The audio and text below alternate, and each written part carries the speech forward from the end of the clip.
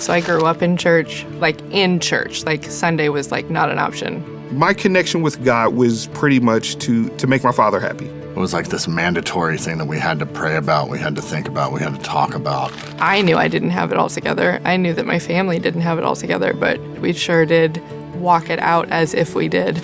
You did wrong and you know you did it. You know you did it. Say, I know I did it. I know I did it. You know what I mean? It was like that kind of experience. I go to church, I hang out with my church friends, I do all this, and then I go over here every once in a while to be who I really am. By 18, I was just done. I started stand-up comedy in '96.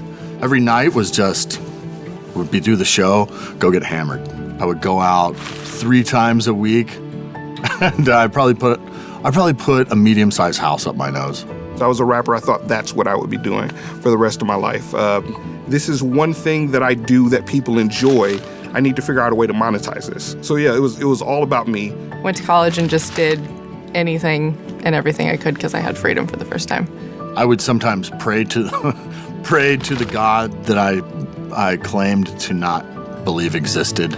I just did not want to admit that my way wasn't going to work. So I was going to rap battles, I was winning battles, we were doing shows at different places. It seems like I had a room full of people that were cheering me on, but I was alone. I was actually the most depressed and the most alone that I had ever been because I'd left all of my family, everything that I knew, all of my friends behind. Things were caving in. The walls were moving in on me.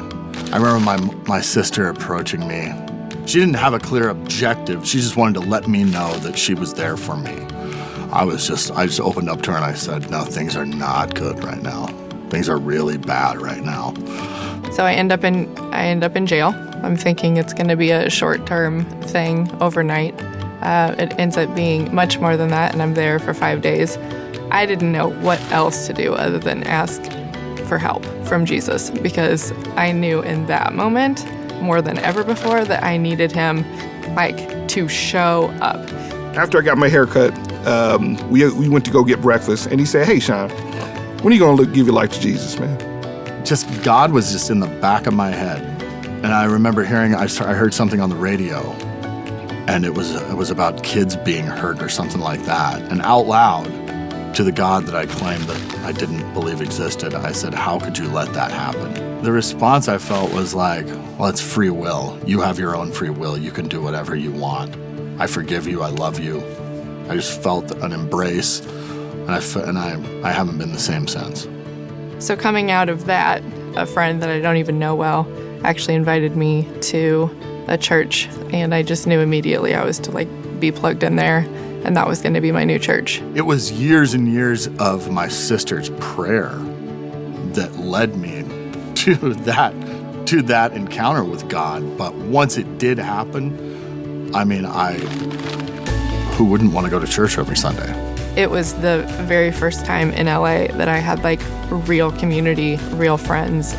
Here's the thought, and fear do not get caught. If you're feeling like you should really invite somebody and don't want to bring them to the party without the correct information, no interrogation, just say, please come.